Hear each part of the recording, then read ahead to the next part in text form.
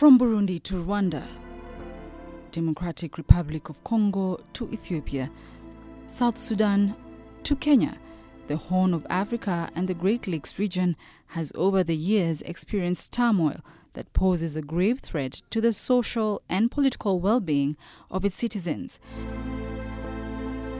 The Rwanda genocide of 1994, where nearly 1 million people were gruesomely massacred, is still fresh in the minds of many. More so to the survivors of these horrific acts, whose physical and emotional scars are yet to heal. Umuryango wanje wagiye mu mazi by'umwihariko umubyeyi wanje papa twarabana 8 dusigaye turi 2 nukuvuga ngo abana banyuma nitwe twasigaye ariko igihe cyageraga wenda bakinafunze tutabasha kujyayo nafataga indabo azijyana kuri Nyabarongo nkazishyirayo nkavuga nti wenda ururabo ruzagenda ruhagere nkuko umubyeyi wanjye nizera ko nkuko nagiye kumwibukira ku kiyaga cya Victoria muri 2008 avuga ntururabo wenda ruzagerayo ariko mu bigaragara narahungabanye akongerageza gukomera.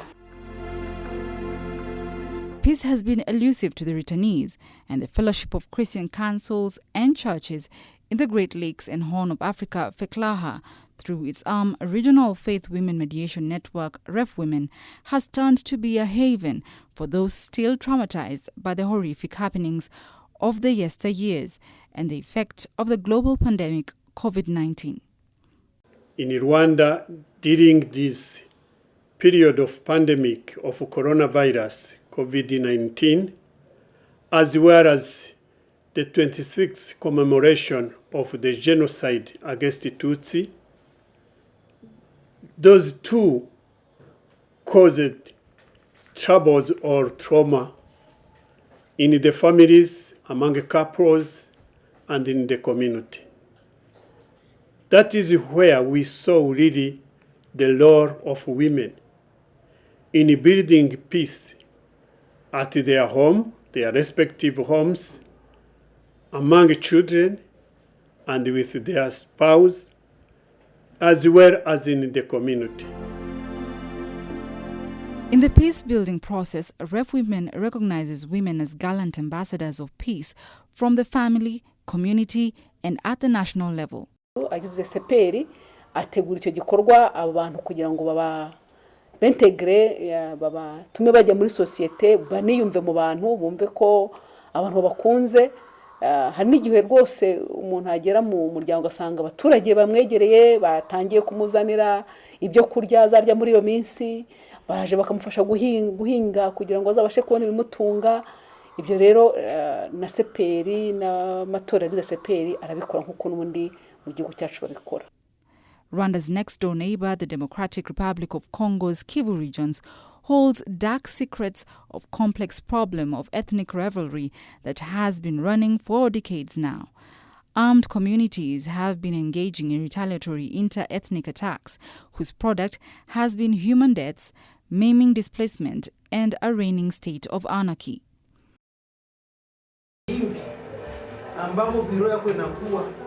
REFWOMEN DR Congo has taken it upon itself to sow the seed of peace and love through a rehabilitation program mainly targeting the youths, the active age group in the escalation of ethnic rivalry. Kuna kwa hizo kundi zidogo zenye zimeshikilia silaha na zenye zinaripusha conflict mahali na mahali, na tunaenda hapo kwa kusaidia ili kwamba kuleta amani.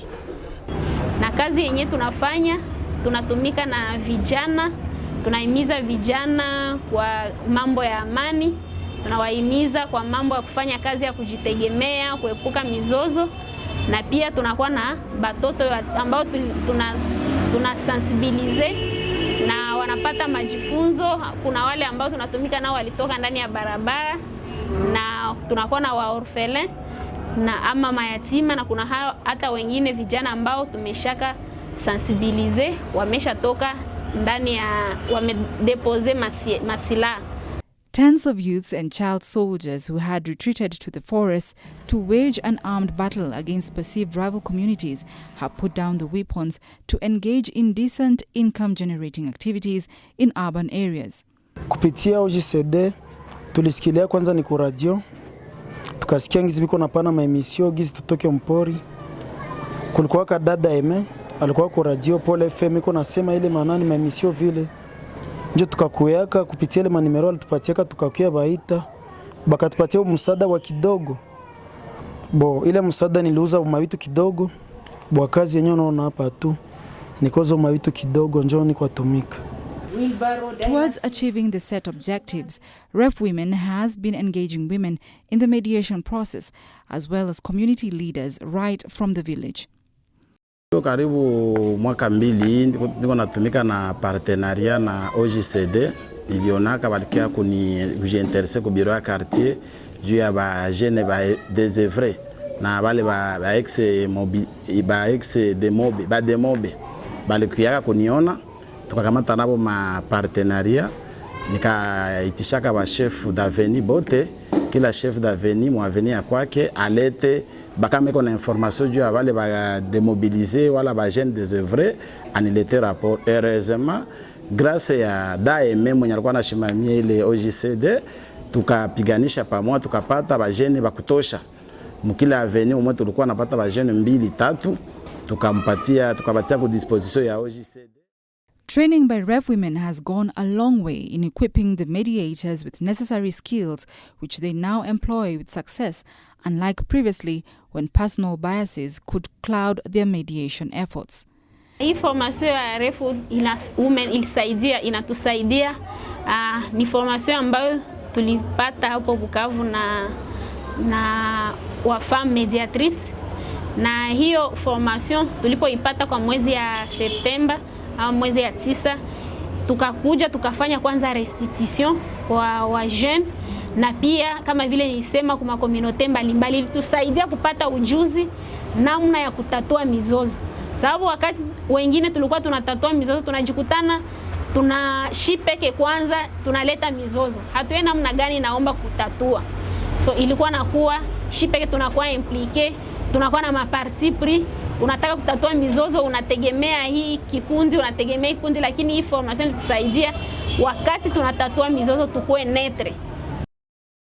With support from FECLAHA, REFWOMEN has been reaching out to warring communities and have marginally reduced incidents of sporadic human killings and bloodshed. Nilifika Beni wakati wa mauaji makali juu ya msaada ambao nilipata kuFECLAHA kwenda kuwapongeza ndugu zangu ambao walikuwa wanakulana kila mwana anasema unjua aliua mtoto yangu, lakini niliwaikalisha wamama wa Kristo nikawafundisha namna gani tutakaa pamoja kwa umoja na namna gani tutasameheana. Mauaji kifika ni shetani anasimama, alafu tuwafunze watoto wetu kusameheana, tusiwe tunahesabia makosa mengi yale yanatuma tuko tunaenda tunamalizana na kuwana bure. Wamama wanajua kusema na mama wengine na wanajua shida zao kutushindia sisi wanaume, na hiyo inaleta wamama kuanza kusema na namna gani kutafuta amani, namna gani wanaweza kukaa kwa mji na wanaita wamama wengine wataishi namna gani. It is not only in Democratic Republic of Congo where women are celebrating the success of mediation process catalyzed by the application of women-to-women approach. In Kenya, women and girls continue to be subjected to acts of human rights violations either by family members or spouses, a situation that inflicts deep wounds emotionally and psychologically. I was married at an early age of 17 years, married in Isiolo. After finding that in Isiolo all of us are in the same scenario, women getting married early, giving birth, and gender-based violence being one of the things that you go through, be it FGM or emotional violence, that made me wanting to be a peace ambassador, speaking for the women who has not that capacity. Religious and cultural norms are some of the obstacles that deter women from assuming roles of mediators in the society, but several of them have overcome the odds and received recognition from government. The training by FECLAHA has built the capacities of mediators who have now mastered the skills, wriggling through cultural barriers. Being a woman mediator is the biggest challenge for a woman in a patriarchal system like ours, where culture is the basis of everything, whereby you find that a woman cannot speak in the presence of men, whereby a woman is not even allowed to be part of the council of elders, where the decisions are being made, being tough. But what I did is that I created my own space. I started from where it is not, where is allowed to where it is not allowed. Kuona hawa mama, kila mtu ana changamoto zake. At times napigiwa simu nikiwa kwangu, mwingine amekosana na bwanake, I have to come and intervene. I thank Allah, whenever I come tunasuluhisha na kila kitu inaisha. I've done that severally, 3 to 4 times, ambazo ni successful. Ninaingia, nina mediate na inakuwa successful. In 2021, Kenya is expected to hold a referendum on constitutional amendments. In the past, political duels have turned to be a monster that divides communities on ethnic lines, resulting in conflicts and bloodshed. Ahead of this political contest, members of REFWOMEN mediators are on the ground working to diffuse rising tension among opposing parties. After every election of 5 years, this country suffers a lot.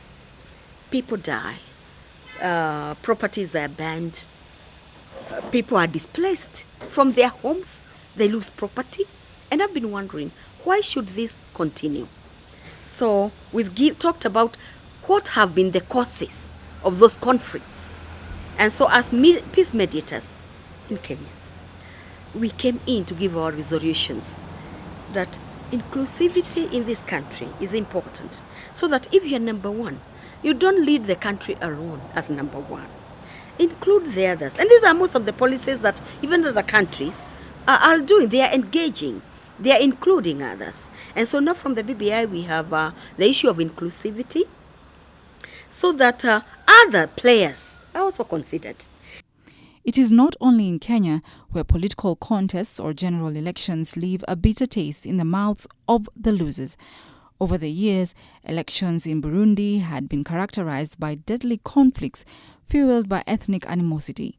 Les élections ont été toujours des activités un peu peureuses, ou des moments où les gens se sentent un peu effrayés, parce qu'on a toujours tendance à dire que quand il y a élection, il y a risque d'insécurité ou des moments de bataille ou de quoi.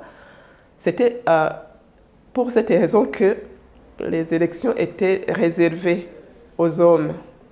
Donc la femme voudrait toujours rester à la maison, garder les enfants, pour que s'il y a des moments d'insécurité, qu'elle soit toujours avec les enfants ou la famille. REFWOMEN mediators have broken traditional barriers that relegated women to mere spectators during the country's election process. For the first time in the elections history of the country, women affiliated to REFWOMEN took an active role during the 2020 general election, trashing a long-held norm that managing an election process is a preserve of men. Le fait que les femmes maintenant ont brisé les barrières culturelles et se sont fait enregistrer dans les différents bureaux de vote en tant que responsables des bureaux. Et c'était vraiment impressionnant de voir comment les femmes étaient courageuses, étaient capables de diriger les équipes, conduire les équipes dans les bureaux de vote, mais aussi endurer jusqu'à la fin des élections. Donc cela nous a beaucoup frappé comme changement qui commence à s'opérer parmi les femmes burundaises. According to the report we received, the selected women who were in that work of observation, they did their job very perfectly than man, and it is really understandable because women are really full of love, and when they are committed, they do their job very well. The success of REFWOMEN project in the Horn of Africa and Great Lakes region is a clear testimony that women, regardless of their ethnic, religious or political backgrounds, hold the key in promoting global peace. J'aimerais dire aux femmes de se réveiller, considérer les différentes missions, pas seulement pour les politiciens. Les femmes aussi sont capables de le faire. Et cela, nous pourrons changer notre communauté.